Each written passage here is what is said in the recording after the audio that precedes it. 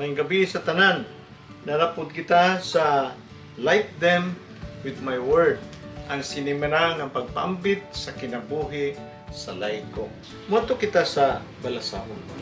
Ang Ebanghelyo ni Juan Kapitulo 1, versikulo 6 hangtod sa 8 o 19 hangtod sa 28. Karon adunay tao nga gipadala sa Dios.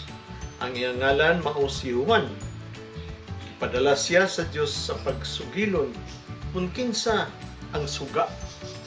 Aron pinaagi sa iyang pagsugilon makatuo ang tanang katawhan. Dili si Juan ang suga apan miani siya sa pagsugilon kung kinsa ang suga. Gisugo sa mga tigdumala sa mga Hudyo sa Jerusalem ang mga pari ug ang mga katabang sa mga pari sa templo. Nga tuon si Juan o pangutan-on kung kinsa gayud siya. Gisultihan sila ni Juan sa luway lipod-lipod. Dili ako ang Kristo nga inyong gihulat. Nangutana sila kung dili ikaw si Kristo, kinsa ka? Si Elias ba nga propeta? Mitubag si Juan, dili ako si Elias. Busa mingon sila pag-usap, tingali ikaw ang propeta nga among gipaabot. Apan mitubag pag-usap si Juan, nga dili siya mao ang propeta nga ilang giingon. Busa mingon sila, sultihin na lang kami kung kinsa gayud ikaw, aron may ikatubag kami sa mga nagsugo kanamo.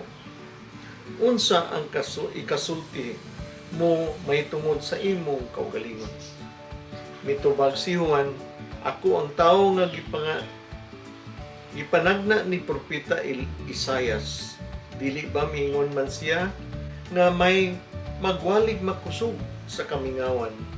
Mag-ingon siya sa mga tao, tulira ang agianan nga pag-aagian sa Ginoo. Ang mga nagsugo niadtong mga tawo nga miadto kang Juan mao ang mga Pariseo. Gipangutana nila pag-usab si Juan, nganong nagbautismo ka man sa mga tawo kung dili ikaw ang Kristo? O kaha Elias, o kaha ang propeta nga among gipaabot? Mitubag si Juan, ako ang nagbautismo pinagi sa tubig apan may usa nga niya dinhi karon nga wala pa ninyo mailhi. Siya ang akong gingon nga moabot sunod kanako. Apan dili ako takos nga mahimong iyang sulugon. Nahitabo kini sa Betania, tabok sa suba sa Jordan, diin nagbautismo si Juan. Ang Ebanghelyo sa Ginoo. Daygon ikaw o Kristo. Brothers and sisters, na nakasinati na ba mo nga nahimo ka mo o kanang usa ka saksi? Labi na sa usa ka kawat o usa ba karon nga pagitabo diya sa inyong barangay, sa inyong subdivision, sa inyong opisina. Wherein, gi-awhag katong mga nakakita nga mo saksi, no? Apanaa sa imuhang koglingon nga gusto gayud ikaw mo kanang muhatag sa imuhang serbisyo para sa kaayuhan sa tanan nga gusto ka mo saksi. Dili ba ka kana lisod, brothers and sisters? O kaha mapil ka og usa ka kumpira, usa ka kanang parte o ang imuhang host ang nangimbita nimo lami kayo mo kana na mo atiman, gawas mag-atiman, lami gayud ang iyang kinaluto. Sayon baka magsaksi niya na o imuhang ipang-istorya sa imong mga amigo o imong mga kaila o kung sa gayud kalami gisaksihan nimo ang kalami sa sudan, no? Siguro sayon kaayo dili gayud ikaw dili gayud pareha, no? Sa katuntuang magsaksi ka o usa ka sa laod usa ka sa laod nga dili maayo nga binuhatan o nakaapektar, nakahasol sa tanan. No? Dili lang nakahasol sa tanan, dili pud maayo sa katong kasala. No? So, pipila ka nato, brothers and sisters, nakasaksi pod nga human sa usa ka sa laod gipasaylo, giyatagan og lugway ang katong nakasala sa katong mga tao nga nasalaan niya. No? In kaso lang nga kita pod nakasaksi niya na kung ikaw mo'y nakasala o ikaw gilugwayan, gipasaylo, gitagaan o pabor, no? Kung sa imong bation. So brothers and sisters, madto sa propeta Isaiah, no? Kani sa first reading sa propeta Isaiah kapitulo 61 bersikulo 1 hangtod sa 11, no? Kaning first reading nato karon, nagpunting kani, naghatag kani og promesa kay siya gikomisyon man sa ato ang Ginoo pag-anunsyo nini niadtong mga katawhan sa mga Hudiyo nga nangabihag sa kananaang Babylonian. Nganong nangabihag sila sa Babylonian, ilahabyang sala. Ilahabyang sala nga pinili sila sa Dios apan, no? Kasimba gyapon sila og Dios, no? Gabuhat sila gyapon mga salaod sama sa salaod na sa Sodom and Gomorrah. Nagpadayon gyapon ang ilang kananaang masupilon sa Ginoo, tamudmuran. Apan pag na-exile na sila karon, puno sila og pagbasog ug naambuhan nila ang ilahang mga salaod. Muna ang Ginoo tungod sa iyang kaayo, no? Sama sa katong nasaksihan nato o ikaw mo'y nakabuhat nga sa laod, gitagaan og dako nga blessing ko o gipasaylo, no? Sama sa niadtong nga tao o ikaw ba karon, no? Nga gipasaylo sa atong first reading ang mga Babylonian iyang giatiman, iyan ang gipasaylo, iyan ang tagaan o ganang ganti nga gianunsyo niya pinagi ni Isaiah nga iyahan ang ihatag o balik ang ilahang kananang nawala nga nasod. Nalimang ka o mabihag ka di ay nawad-an kang nasod, gibalik nila ang nasod sa Israel, no? Mo nang giprophesy ni Isaiah sa people dito taga-Israel, soon after the end of the Babylonian exile, 6th century BCE, before Christ era. Ug unsay nitabo, gitagaan pagyud sila og promesa sa Ginoo nga tabangan sila og kanang mukna sa ilahang nawala nga nasod. Sila naglisod og mayo ug ilang gi-rebuild their lives, their cities, including the temple. Kaya kuan ba ang temple, no? Daog ba ang temple, no? So si Prophet Isaiah, siya mismo usab, siya mismo, grabe gayon na ang pagpasalamat sa Ginoo kay gihimo siyang mensahero para magpadala dito sa ato ang Ginoo, ipadala sa atong Ginoo dito sa mga Israelites, no? Muna gitawag nilang year of favor from the Lord. So si Isaiah therefore is the anointed one who would bring good news sa ila, no? Muna human niya atong kaayo sa Ginoo kada 50 ka tuig, no? Ang mga tao sa Israel, they are commanded by God to celebrate the year of Jubilee no, every 50 years nila ang year of jubilee, a year of favor coming from the Lord. Makita nimo ni sa Leviticus chapter 25 verse 10 to 12. This is in order, brothers and sisters, na sila makadumdum, makainomdum gayon. Unsa ka maayo gayon ang Ginoo. Unsa ka may gugmaon gayon ang Ginoo. Matod ta sa New Testament. Sa New Testament, si Jesus iya pong gi saysay ang katong promesa sa Ginoo. Pinaagi kang Isaya nga gibuhat nga witness o mensahero, no? Ug unsa ka maayo ang Ginoo ug diha sa bag-ong kasulatan pinaagi ni Kristo.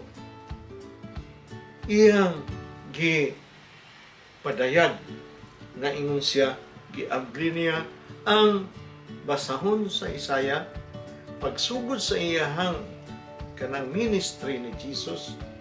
Uyang gisaysay usab nga ang katong mga oppressed by sin, katong nagpuyo diha sa kangit-ngit, katong mga nadiskurahi na, katong mga na nakasala ug sila mismo wala na paglaom sa ilang kaugalingon.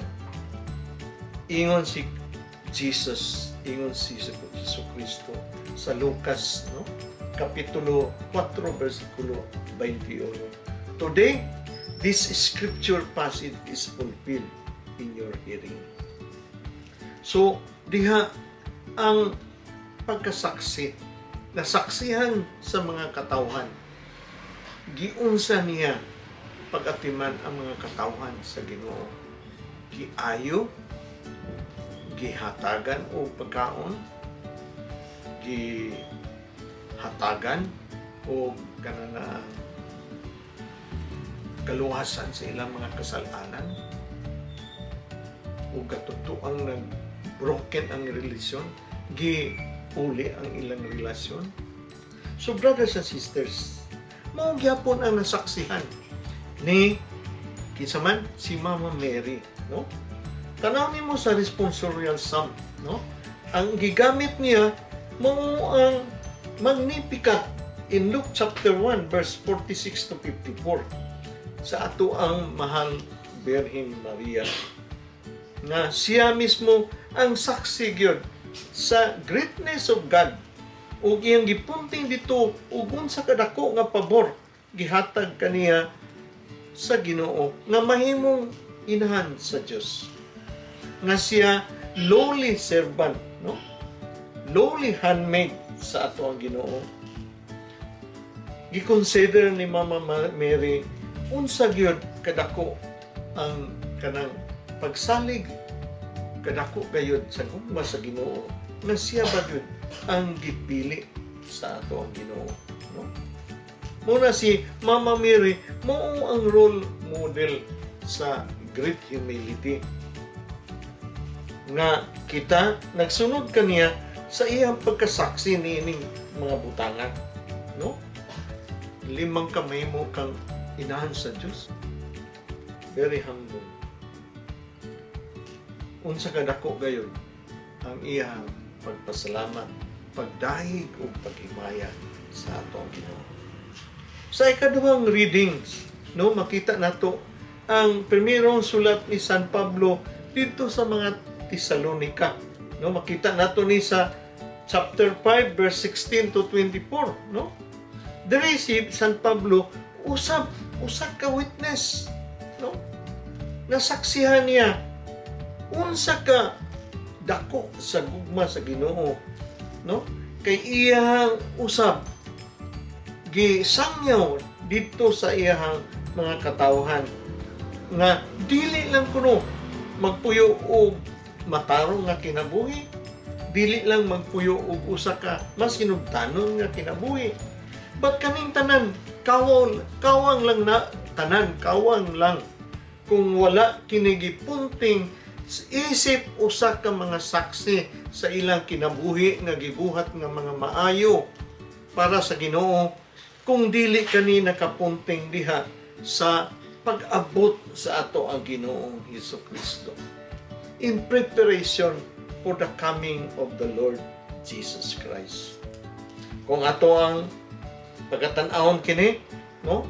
Sa ato ang Ginoo nga moabot naman gyud panahon sa Christmas o sa parusiya sa second coming, atong paminahon si St. Paul, no? Paminahon nato siya nga dako gayud ang grasya sa ato ang mga katawhan sa Ginoo, nga moabot gayud ang Ginoo, moabot gyud si Jesucristo, gialaw gayud sa ato ang Ginoo sa iyang plano sa iyang kaluwasan. Mao na karong Domingo ha, gitawag og Gaudete Sunday. We have to rejoice. You have to be joyful because God Himself made to His promise nga ihatag gayud niya ang salvation sa mga katawhan. Muna nga in verse 16 sa kananiang second reading, siya, rejoice always. Remember, ang joyful or joy is the fruit of the Spirit. No? Rejoice always because God is true to His promise and we have to be witness. We have to be kananaang saksi niini, no? And in verse 17, yun siya, pray without ceasing. Relate with God without ceasing. Pray. Proceed from the Spirit. No? From the Spirit of God. We pray without ceasing our relationship through our communication with God. Without end. We proceed. In verse 18, yun siya, in all circumstances, give thanks. No? Yung umikotota sa atong niagi nga si Mana, ang mapasalamaton, a grateful heart. A grateful heart knows God, no? A grateful heart relate with God closely in prayer, no? Umayo ang ato ang prayer, then we rejoice. And then we can give thanks.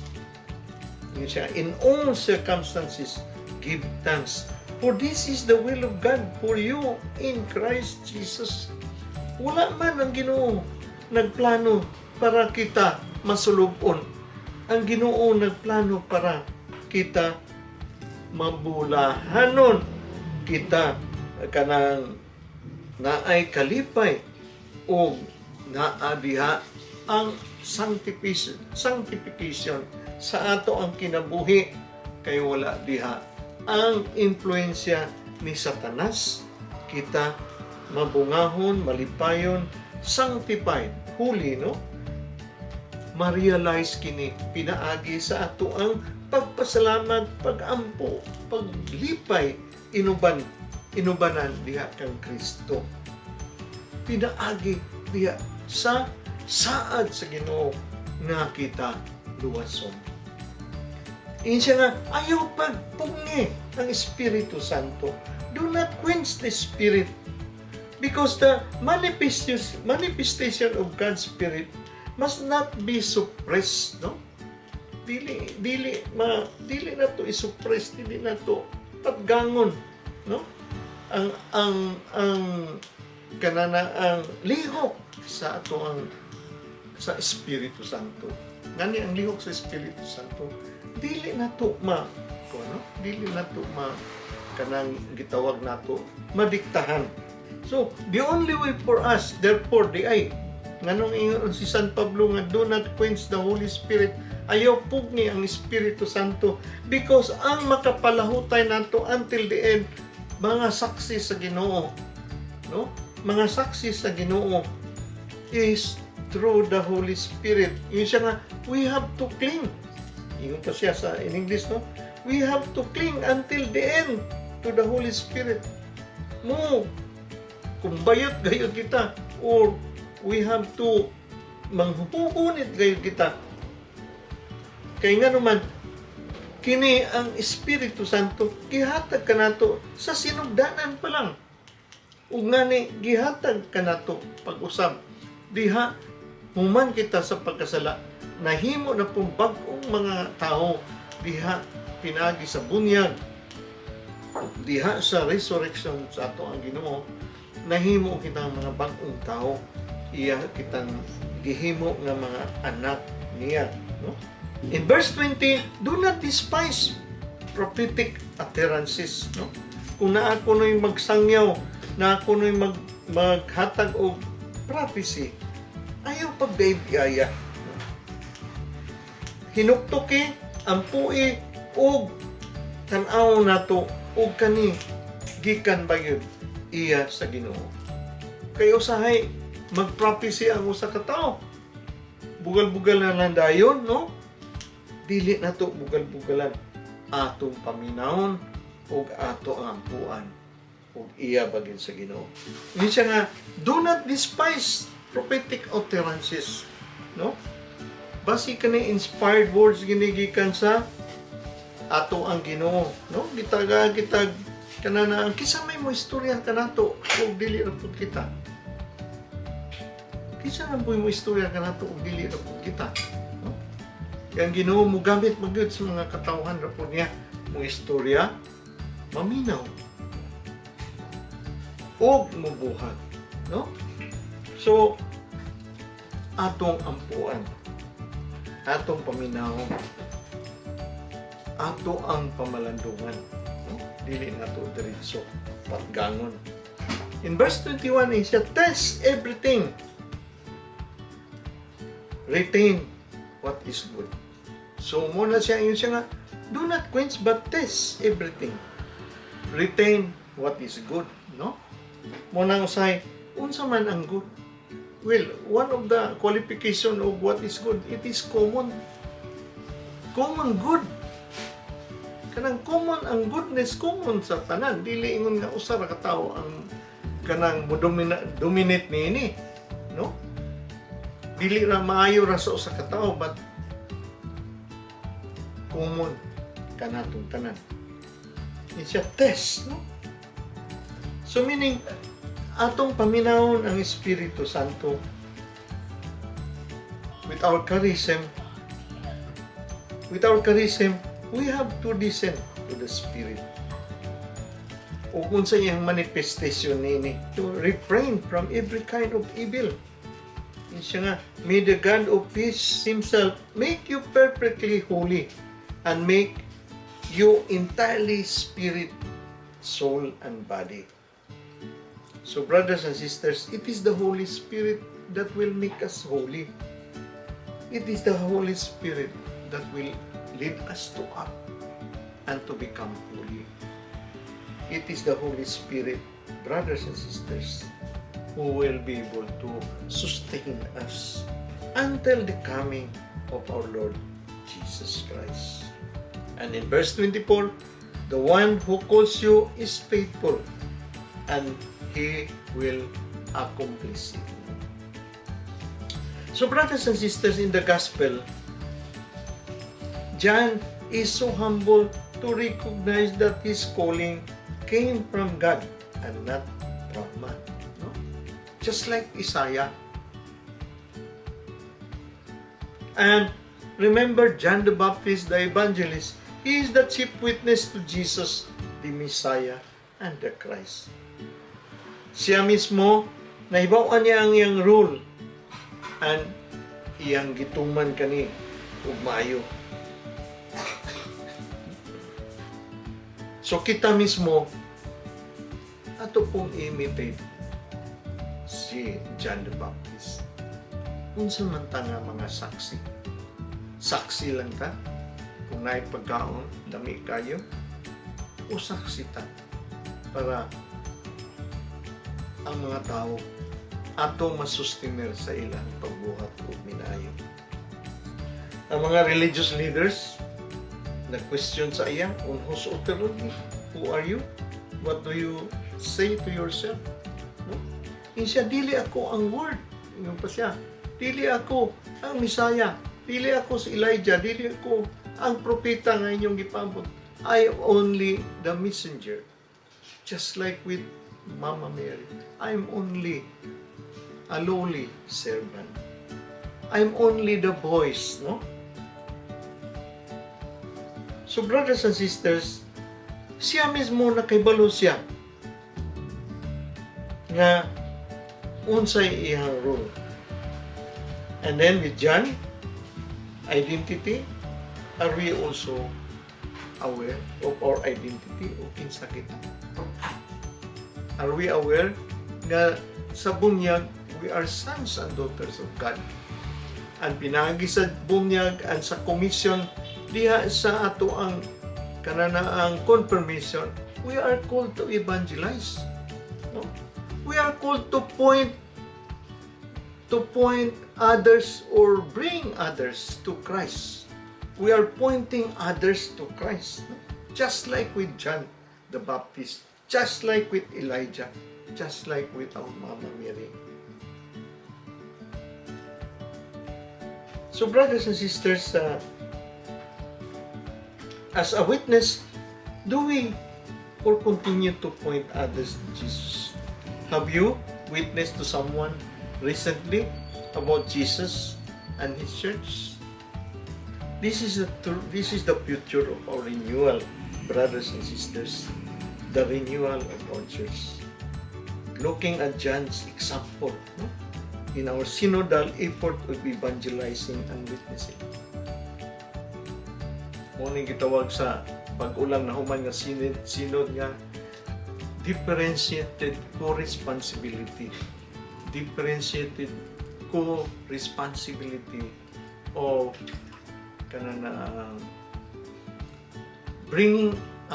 bringing people to Christ. Like with John, they are saksi. Sila mga saksi. O gipunting yun niya kang Jesus. Si John the Baptist, si Isaiah, si Mama Mary, they are the three models nga atong nakita with this gospel nga sila mismo nagpunting kanato ang Kristo. Also by virtue of our baptism, we are also called to bring others to Christ, to point Christ to them, because we received that during baptism and confirmation. Thank you, brothers and sisters. God bless us all. Don't forget to subscribe and like this video. In the name of the Father, Son, Holy Spirit. Amen. Light them with my word.